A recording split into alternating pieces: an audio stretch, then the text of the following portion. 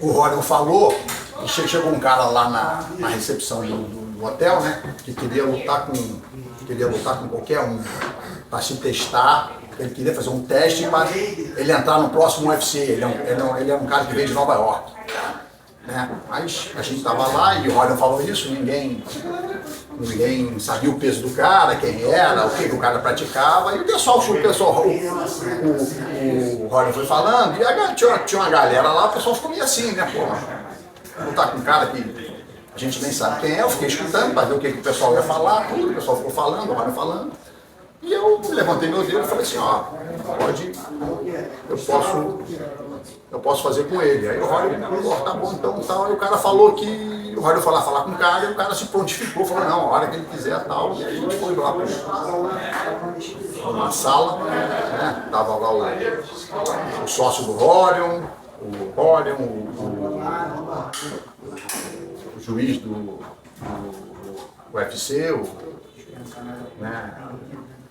Esqueci o nome dele, acho que é John McCarthy, né? Big John, né? Big John, e tava o Royce, tava o Chueia, tinha uma galera lá, tinha umas 15, 20 pessoas assistindo, aí eu entrei numa sala, comecei a descer, mas o que eu achei mais interessante foi que eu não sabia nem o peso do cara, o que ele praticava. Então isso pra mim foi um tipo assim, porra, o jiu-jitsu me deu condições para mim enfrentar qualquer um. Eu senti que, pô, meu, não é uma pessoa que eu já sabia quem era, né? Porque às vezes a gente vai casar uma luta, a gente sabe com quem vai lutar, então você treina para enfrentar aquele tipo de adversário. Então isso aí eu acho que foi uma das maiores vitórias que o jiu-jitsu me deu. Eu entrei numa sala para lutar, para fazer uma luta, uma briga contra um desconhecido. Eu não sabia se o cara tinha 100 quilos, 120, o que ele praticava, qual tipo de luta que ele lutava. Então, comecei a aquecer e eu sabia que ia entrar uma pessoa para lutar comigo ali. Então, tive a felicidade de sair vencedor, né? E, claro, eu devo isso ao jiu-jitsu, que eu aprendi, que eu treinei minha vida inteira, né? Na época que tinha poucos campeonatos, né? Era muito comum as pessoas, os melhores, te visitarem. Não ia na academia do outro, tudo, e fazia assim, né, pra ver realmente, né, que era aquele jiu-jitsu meio sem tempo, né, né, não era muito voltado para pontuação, né. Uma pessoa batia ou pedia para parar. Então tinha que estar bem tecnicamente e ter gás também, né, que a técnica, né, pura do jiu-jitsu, para não fazer muita força, né, porque dependendo da força que a gente faça, eu acho que não existe um ser humano que não canse. Chega uma hora ele vai cansar. Então, né, o ranking da época foi muito baseado nisso, né. Às vezes eu não gosto nem de ficar falando, mas durante o período todo que eu fiquei, né, nesses confrontos na faixa preta, eu consegui, né, não ser finalizado por ninguém e, né, o jiu-jitsu... Mas o senhor pode falar que não era treino, era confere, né? Era confere. Era o que estabelecia o ranking do jiu-jitsu, né? Nunca foi finalizado. Quem era o número 1, quem era o número 2, quem era o número 3, entendeu? Quer dizer, e não tinha negócio de peso, não, entendeu? Chegava um cara de 20 quilos mais pesado, a gente, pô, depois da aula, fazia um treino para ver quem era uma luta, para ver quem era o melhor, e volta e meia a gente ia nas academias também, das pessoas para fazer esse confere, mas, né, essa nova geração aí, né, dos últimos... Você passa para essa garotada? Essa geração dos últimos 20 anos aí, muita gente passou pela minha mão, né, e eu procurei dar o melhor que eu pude para eles, né. O Roger treinou muito tempo contigo lá, desde né? faixa branca, dei muita aula para ele, privada, tudo. Às vezes ele rodava assim numa academia, na outra assim, mas ele sempre vinha, sempre que ele tinha dúvida, ele vinha para tirar as dúvidas comigo também, tá entendendo? Renzo, Kira, Ralph, né? Tive no corner da Kida, tive no corner do Ralph, tive no corner do Ryan, tive no corner do Renzo a vida inteira, viajei o mundo inteiro junto com o Renzo também, né? Acompanhando ele, que sempre gostou, né, do meu estilo assim, da maneira com que eu enxergava a luta, tudo, né? E o Roger também foi outro que eu desde garoto, ele sempre andei com ele em todos os cantos. Às vezes eu até brincava com ele, ele marcava uma luta muito longe, não sei quantas horas de voo, eu falava, pô, não tem uma luta mais perto não? Eu brincava com ele tudo, mas valeu a pena, isso aí é... E continuo ensinando para meus alunos também, né? Hoje em dia, tudo, né? E vou morrer ensinando, não tem jeito. É o meu, né? Eu tento fazer o melhor que eu posso. Eu acho que a dedicação, ela vence o talento. Né? Você tem que... O treinamento, ele não é só dentro da academia. Né? É você dormir bem, é você se alimentar bem, é você se manter longe das drogas, né? É você ter um estilo de vida compatível com o propósito do jiu-jitsu.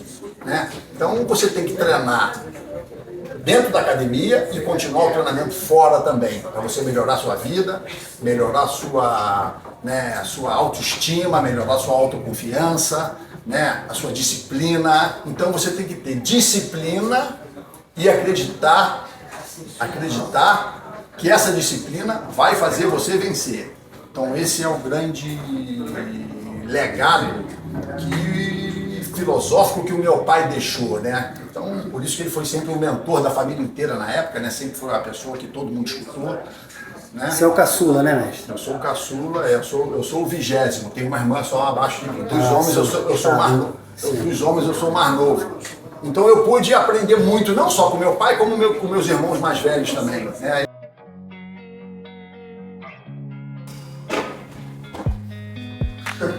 Aí, a galera boa.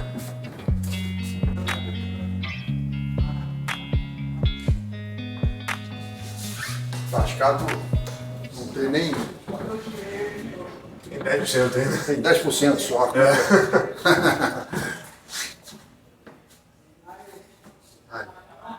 Eu tô aqui, ó. São Rod. Esse aqui deixou saudade. Né? Ó. O Reison hoje, que é um dos mais velhos da família, acho que dos homens é o mais velho, né? Os homens é o mais velho. Robson aqui faleceu, né? Um dia, tem tempo atrás, grande mestre Carson, grande herói, né? E de forma geral, né? De forma geral, todos contribuíram para o nosso processo. Seu pai tinha plena consciência do que ia acontecer com o jiu-jitsu? Tinha. Ele tinha uma visão já, ele sabia disso. Ele sabia que ele tinha que primeiro desenvolver no Rio de Janeiro, né, criar um núcleo familiar grande e através dos alunos, né, dessa continuidade, ele sabia que isso aí ia se expandir para o Brasil e depois para o mundo. Ele não chegou a ver esse crescimento, vamos dizer assim, internacional, né? Mas... Ele tinha certeza que isso ia acontecer. Então, isso foi ele tinha uma visão, ele era muito espiritualizado, ele tinha ele sabia o que ele estava fazendo, ele sabia que a coisa ia longe. Então, né, ele antes de falecer, já no finalzinho, ele falou assim, ó, fiz o que tinha que ser feito, agora eu deixo para que vocês continuem nisso. Então foi a última mensagem que ele deixou. Nós estamos aqui tentando não decepcioná-lo. Né? Eu achei aquela foto clássica, você de frente para ele, parece um espelho. Aquela foto ali, eu tenho muito orgulho daquilo ali, porque ele já estava acamado ali, meio assim, dormindo muito, tudo. E eu falei, cara, eu tenho que tirar uma foto recente com meu pai, que eu não tenho nada assim muito recente, né? Aí eu cheguei lá com o kimono, quando eu falei para ele que eu vim tirar uma foto, rapaz, ele deu um pulo da cama, ele botou né, sentou, falou, não, tudo bem, vamos tirar, botou o kimono rapidinho, e essa foi a última foto, a última vez que ele botou o kimono na vida. De olho no olho ali, foi ter sido um negócio... Foi, para mim né, sei lá, foi um significado muito espiritualmente assim, muito forte. Então isso aí acho que foi né, o que sempre que eu olho essa foto parece que ele está me dizendo para mim continuar esse legado de ajudar as pessoas e melhorar a vida das pessoas. Foi um objetivo que ele, desde o começo, que ele viu que o jiu-jitsu conseguia fazer isso. Então a gente está tentando, né, sempre aprendendo, claro, e evoluindo, né, porque nessa vida aqui a gente nasce, mas nunca, né, nunca para de aprender, somos eternos aprendizes, mas procurando fazer o melhor que a gente pode. Os mandamentos do mestre, Carlos Gracie, nós sabemos do lado da dieta. Agora eu queria, mestre, pouca gente sabe do lado do lutador dele, que foi frente, né? Ele enfrentou o japonês, esse negócio. Ele foi o primeiro vale tudo, assim, acho que ele foi o primeiro vale tudo realmente que teve no Brasil, assim, vale tudo mesmo, valendo tudo. Foi contra um capoeirista campeão, Samuel, né? Acho que foi na redação do Globo ou do Jornal do Brasil, uma coisa assim, que ele fez uma luta lá heróica e acabou vencendo esse, né, o japonês até agarrou os testículos dele, usou um golpe baixo para tentar ver se vencia ele, tudo ele ganhou, né? E fez várias lutas. Como era o nome do japonês, né? Samuel. E depois ele fez uma luta com o Geomori, né, que era um mais icônico, eu estava no Brasil, morando em São Paulo, e quebrou o braço do japonês com menos de 3 minutos de luta. E o japonês também, heroicamente, né, levou a luta até o final, terminou empatado, mas moralmente Carlos Gracie saiu como vencedor, que ele conseguiu realmente encaixar uma chave de braço, o japonês não bateu e quebrou o braço, né, do japonês na luta.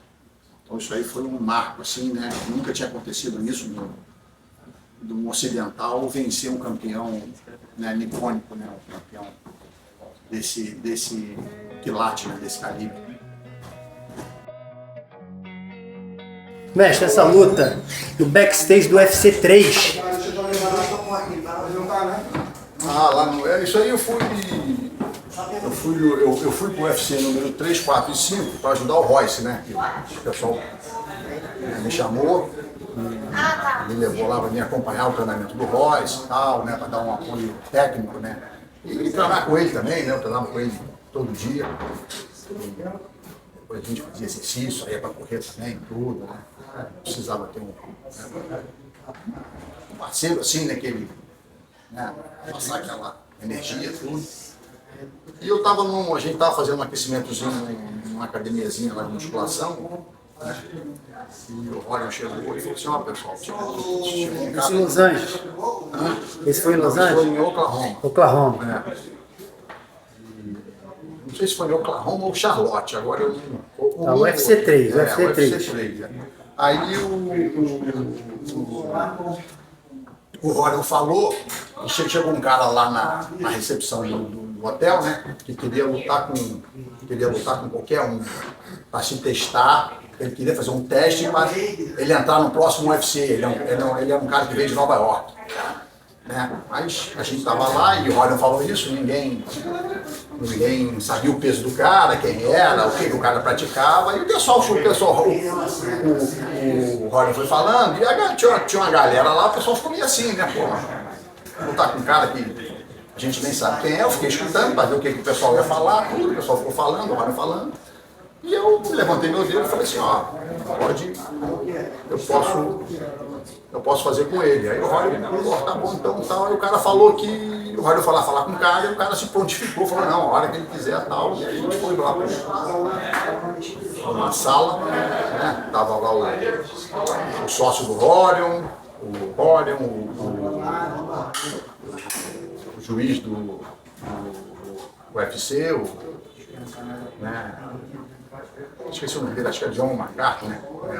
Big John, né? Big John, e tava o Royce, tava o Tio Hélio, tinha uma galera lá, tinha umas 15, 20 pessoas assistindo, aí eu, né, entrei numa sala lá, comecei a descer, mas o que eu achei mais interessante foi que eu não sabia nem o peso do cara, o que ele praticava, então isso pra mim foi um tipo assim, porra, o jiu-jitsu me deu condições para mim enfrentar qualquer um. Eu senti que, pô, não é uma pessoa que eu já sabia quem era.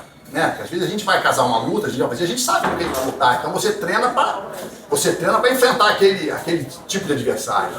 Então isso aí eu acho que foi uma das maiores vitórias que o jiu-jitsu me deu. Eu entrei numa sala para lutar, para fazer uma luta, uma briga contra um desconhecido. Eu não sabia se o cara tinha 100 quilos, 120, o que ele praticava, qual tipo de luta que ele lutava. Então, comecei a aquecer e eu sabia que ia entrar uma pessoa para lutar comigo ali. Então, tive a felicidade de sair vencedor, né? E, claro, eu devo isso ao jiu-jitsu, que eu aprendi, que eu treinei minha vida inteira, né? O rapaz era maior que um pouco, tudo. Consegui, né, trocamos um pouquinho em pé, mas quando ele me deu uma chance, eu dei meio que um cataguruma nele, derrubei, acabei pegando o pescoço e fui no braço, ele tinha um braço muito flexível, né? Tive que soltar e acabei mudando de posição e peguei o pescoço dele. Foi uma experiência muito boa, né? Não só pelo adversário, mas pelas circunstâncias que isso aconteceu. Que foi o quê? Eu me prontifiquei a lutar contra uma pessoa que eu não sabia quem seria. Então, né, em defesa do jiu-jitsu, né? Em defesa do jiu-jitsu, eu quis provar para mim mesmo que ali eu me senti que eu estava preparado para me defender, independente do tipo de adversário que viesse. Então, né, foi uma experiência muito bacana. E essa tua mente, mestre, desde os anos 80 você está preparado, você estava preparado todo dia preparado? Todo dia. Antigamente a gente tinha muito. Aquilo que você falou que treinava no carnaval, como é que é? Naquela época a gente, né, na verdade eu sou uma pessoa que eu nunca quis provar nada para ninguém. A minha preocupação é provar para mim mesmo. Eu não estou preocupado em provar nada que eu faço para ninguém. Né? Não tenho esse ego de dizer que eu sou campeão, que eu fui campeão. A minha preocupação sempre foi provar para mim mesmo. Isso aí que eu acho que foi sempre o meu objetivo, né? Desde que eu era criança, tudo, né? Então, eu sempre treinei para eu ter consciência das minhas possibilidades. E por ser mais leve tinha que treinar mais, né? A gente treinava muito, às vezes tinha uns conferezinhos que a gente sabia que ia ter, chegava e estava perto do carnaval, o carnaval era só treinando e várias vezes eu fui para Minas de férias, tudo, mas a gente treinava na grama, corria, fazia aquele bate-bola todo, então... Mas se eu falo do ranking da época, o ranking da época era confere? O cara aparecia na academia, eu sou melhor que você. Na época que tinha poucos campeonatos, isso. Era muito comum as pessoas, os melhores, te visitarem. Um ia na academia do outro, tudo, e fazia assim, pra ver realmente, né? Que era aquele jiu-jitsu meio sem tempo, né? Não era muito voltado para a pontuação, né? Uma pessoa batia e eu pedia para parar. Então tinha que estar bem tecnicamente e ter gás também, né? Que a técnica, né? Pura do jiu-jitsu, para não fazer muita força, né? Porque dependendo da força que a gente faça, eu acho que não existe um ser humano que não canse. Chega uma hora ele vai cansar. Então, né, o ranking da época foi muito baseado nisso, né? Às vezes eu não gosto nem de ficar falando, mas durante o período todo que eu fiquei, né, nesses confrontos na faixa preta, eu consegui, né, não ser finalizado por ninguém e, né, o jiu-jitsu... Mas o senhor pode falar que não era treino, era confere, né? Era confere. Era o que estabelecia o ranking do jiu-jitsu, né? Nunca foi finalizado. Quem era o número 1, quem era o número 2, quem era o número 3, entendeu? Quer dizer, e não tinha negócio de peso não, entendeu? Chegava um cara de 20 quilos mais pesado, a gente, depois da aula, fazia um treino para ver quem era uma luta, para ver quem era o melhor, e volta e meia a gente ia nas academias também, das pessoas para fazer esse confere, mas, né, com o objetivo de mostrar a eficiência da arte, né? Não era porque a gente não queria diminuir ninguém, né? Todo mundo tem seu valor, todo mundo tem o seu, né? Não é só ganhar. A pessoa tem que, a derrota faz parte de uma trajetória. né? Mas a gente, né, queria sempre manter a nossa invencibilidade, né? Para a gente poder até provar que a arte que a gente fazia era uma arte de alto nível e a gente estava com a técnica em dia também. Né? Isso aí é o nosso maior objetivo e como aí nessa batalha hoje em dia tentando ensinar da melhor maneira para essa nova geração aí o jiu-jitsu da invencibilidade. Isso aí é que é o objetivo principal de um bom professor. Porque eu não acredito em derrota que não tenha erro. Toda derrota tem erro. Se você for analisar, a pessoa que não cometer erro, que não errar, ele não perde para ninguém.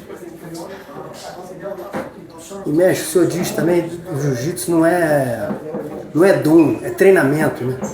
É todo dia, né? Eu acho que a dedicação, ela vence o talento. Né? Você tem que... O treinamento, ele não é só dentro da academia.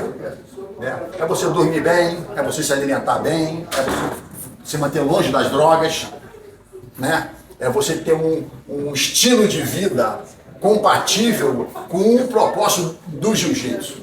Né? Então você tem que treinar dentro da academia e continuar o treinamento fora também, para você melhorar a sua vida, melhorar a sua autoestima, melhorar a sua autoconfiança, né, a sua disciplina. Então você tem que ter disciplina e acreditar que essa disciplina vai fazer você vencer. Então esse é o grande legado filosófico que o meu pai deixou, né? Então, por isso que ele foi sempre o mentor da família inteira na época, né? Sempre foi a pessoa que todo mundo escutou, né? Você é o caçula, né, mestre? Eu sou o caçula, eu sou o 20º, tenho uma irmã só abaixo de mim. Dos homens eu sou mais novo. Dos homens eu sou o mais novo. Então eu pude aprender muito, não só com meu pai, como com meus irmãos mais velhos também. Né? E continuo, sou um aprendiz, continuo. Mas esses ensinamentos, mestre, que o senhor recebeu do seu pai, direto, esse lado psicológico, a mente forte, você passou pro Roger, né? Que você é conhecido como o treinador da família Gracie, né? Então, essa nova geração aí, né, dos últimos... Você passa para essa garotada? Essa geração dos últimos 20 anos aí, muita gente passou pela minha mão, né? E eu procurei dar o melhor que eu pude para eles, né? O Roger treinou muito tempo contigo lá, desde né? faixa branca, dei muita aula para ele, privada, tudo. Às vezes ele rodava assim numa academia, na outra assim, mas ele sempre vinha, sempre que ele tinha dúvida, ele vinha para tirar as dúvidas comigo também, tá entendendo? Como Renzo, Kira, Ralph, né? Tive no corner da Kira, tive no corner do Ralph, tive no corner do Ryan, tive no corner do Renzo a vida inteira. Viajei o mundo inteiro junto com o Renzo também, né? Acompanhando ele, que sempre gostou, né, do meu estilo, assim, da maneira com que eu enxergava a luta, tudo, né? E o Roger também foi outro que eu desde garoto, ele sempre andei com ele em todos os campos. Às vezes eu até brincava com ele marcava uma luta muito longe, não sei quantas horas de voo, falava, pô, não tem uma luta mais perto, não? Eu brincava com ele tudo, mas valeu a pena, isso aí é... E continuo ensinando para meus alunos também, né? Hoje em dia, tudo, né? E vou morrer ensinando, não tem jeito. É o meu, né? Eu tento fazer o melhor que eu posso, né? E o melhor de tudo é o seguinte, eu continuo aprendendo comigo mesmo, com meus alunos, com as pessoas que estão do meu lado, entendeu? Isso aí em todos os sentidos, não só tecnicamente, como filosoficamente também, porque, né, a pessoa nunca pode achar que não tem mais o que aprender. Esse aqui é o legado que o meu pai ensinou, pesquisar, estudar, e hoje eu convivo, mantenho a minha convivência com essa nova geração, né? É um jiu-jitsu mais assim, mais esportivo, mais estratégico, de muita competição, tudo assim, né? É importante você hoje estudar o jogo dos seus adversários. Não estão abandonando a defesa pessoal muito, mestre? Estão abandonando um pouco, sim, estão abandonando, né? Mas eu continuo. Eu tenho, na minha academia, eu tenho aulas que são específicas para defesa pessoal e tem aulas específicas para competição, para o jiu-jitsu esportivo, né? Mas enquanto, né, eu acho que Entendeu? A parte de defesa pessoal não pode nunca acabar. Ela tem que... Porque o jiu-jitsu foi criado e desenvolvido como uma arte de defesa pessoal. Né? Nem todo mundo entra numa academia para competir. Eles querem melhorar a autoconfiança deles no dia a dia na rua. Né? Claro que com o intuito de não agredir ninguém, de ser uma pessoa pacífica. Né? Você tem que aprender uma defesa pessoal para você se tornar mais tolerante, né? Mais amigo das pessoas. Esse aqui é o legado que eu procuro passar, que eu aprendi com meu pai, com os mais velhos da minha família. O senhor treinou muito com o Carson, treinou com o Hollis, com o Carson. O Hollis foi um dos meus principais professores. Eles dividiam o horário, mas você era todo dia lá. Eu treinava com o Carson e com o Hollis, né, quando eu era, né, criança, né? Aí depois, quando eles dividiram a academia, que acabou tendo que, né, a gente começou a fazer a própria competição interna das academias Gracie, e o Hollis era mais chegado, não é que eu tinha preferência por um ou pelo outro. O Hollis estava mais chegado, era mais novo, então eu acabei me apoiando mais no Hollis, né? Mas sempre respeitei muito o Carson e sou muito grato por tudo que eu aprendi com ele também, ao longo da minha juventude. Academia Ipanema, mestre?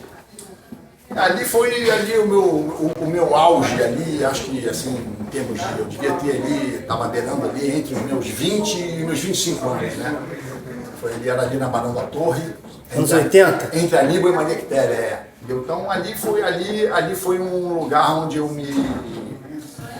tive muito, vamos dizer assim, desafios, né? Desafios de alto gabarito, né? Desde vale tudo até lutas esportivas. O pessoal subia lá e queria se testar. Eu gostava, eu adorava quando vinham me visitar, né? Como não tinha muito campeonato, às vezes tinha um campeonato por ano, então era muito pouco para quem treinava todo dia. Né? Eu passava o dia inteiro na academia, eu queria desafios, eu queria, né, aquele negócio. Então, né, o jiu-jitsu não era profissionalizado nessa época, não tinha eventos de MMA, né, não era mais assim, né? Lutas assim que aconteciam, né, não tinham... E a Vera, confere jiu-jitsu, porrada, tudo. Exatamente, então, pelo menos 2 vezes por mês tinha uma luta séria ali também, né? Uma luta que tinha ali, né? Que a gente ia bom, mas era bom que a gente ia mostrando, né? O que a gente, né? Do que a gente era capaz, e a gente é importante ter esses desafios para a gente ver que a gente está indo no caminho certo e ver que o jiu-jitsu é a arte que possibilita o mais fraco superar o mais forte. Então isso aí, cada obstáculo que a gente ia superando, né, ao longo do treinamento, isso fortificava a nossa mente e fazia com que a gente se dedicasse mais ainda. Então foi uma época muito boa, uma época maravilhosa da minha vida. Meu pai morava ali do lado na Barão da Torre, eu morava a 1 quadra da academia, então vinha ali, mas ali ia todo Carlos mundo. Gracie morava no Barão da Torre? Não? Até o tio Hélio ia de vez em quando assistir o da aula lá, entendeu? Então isso aí não tinha preço, entendeu? Às vezes ele ia lá em casa visitar e saía lá de casa, ficava assistindo eu dar mais aulas, tudo, para ver como é que eu estava ensinando, né? Mas ali passou muita gente boa ali, muito lutador bom foi visitar a gente ali. E foi uma época maravilhosa. Aí depois eu fui morar em Santa Catarina, morei 7 anos lá e expandi lá também, né? Passei a minha academia em Santa Catarina, foi a primeira academia oficial de rua, né? Oficial de rua, né? O primeiro que foi para lá, para Garopaba, foi o Bombonati, que era um aluno do Hollis, mas ficou lá alguns meses, voltou. Depois foi o Nico, ficou também, dava umas aulas lá numa garagem perto da casa dele, tudo, mas a primeira academia oficial de rua mesmo foi a minha. E hoje... Está nos Estados Unidos também, né, mestre? A primeira academia da Flórida foi minha também. Minha com um aluno meu. A primeira academia de jiu-jitsu do estado da Flórida. Então, e hoje eu estou morando para você ver como é que a gente... O mundo é um ciclo, né? E hoje eu estou morando na Flórida, onde eu comecei, né? Acho que foi em 1987 ou 88, a primeira academia da Flórida. E hoje eu estou vivendo lá, mas já voltei, depois eu voltei já com crescimento, né? Devido a essas lutas que tiveram aí, o UFC, tudo isso aí ajudou muito também, né? O crescimento do jiu-jitsu. E hoje eu estou lá com uma academia bem sucedida, né? E Tem cavalo lá na Flórida, mestre? Tem paixão lá na Flórida? Na Flórida eu tenho dois só. Isso é uma paixão que eu gosto, sempre gostei, sempre muito. Mas na Flórida também tem, não só Teresópolis. Antes de eu nascer, meu pai e meu tio já tinha cavalo lá em casa. Então o cavalo para mim é uma tradição Gracie. Eu mantenho essa tradição, entendeu? Eu tenho 25 só, mas eu gosto desse animal, é um animal maravilhoso. Eu conheço muito sobre cavalo e eu mantenho eu tenho áreas lá em Teresópolis, eu mantenho esse Carlos Gracie, Hélio Gracie, apaixonado por cavalo. Tinha cocheira lá em casa, tudo, né? Então, foi... Cavalo é old school, então, né? Old school, exatamente. O cavalo, ele ajudou muito o ser humano, né? Desde a época das guerras, né? Antigamente, né? O cavalo, né? Era um meio de transporte, né? Nas charretes, antigamente, tudo. O cavalo ajudou muito o ser humano. Então... E é um animal super sensível, um animal muito inteligente, tudo, então eu procuro, eu me sinto muito bem. Lá na Flórida assim, que você encontra essa natureza, cachoeira, tudo? Tem também, tem estados lá. Estados Unidos é um... Você vai atrás daquele espírito de Teresópolis? Vou também, eu tenho meus cavalos mais no interior, eu gosto de ir pro interior, eu vou para as montanhas lá também, tudo. E eu sou uma pessoa meio rural, né? Eu gosto do interior, eu gosto de viver em contato com a natureza, cachoeira ou praias, né, bonitas, entendeu? Eu não gosto de ficar muito aglomerado, onde tem muita gente só não. Eu gosto de contato com animais e natureza exuberante. Eu tenho desde criança. Eu cresci em Teresópolis, uma casa maravilhosa, de 20 quartos, tinha cavalo, cachorro, galinha, pato. Era um sítio rural assim, então isso aí eu aprendi a gostar disso. Isso aí.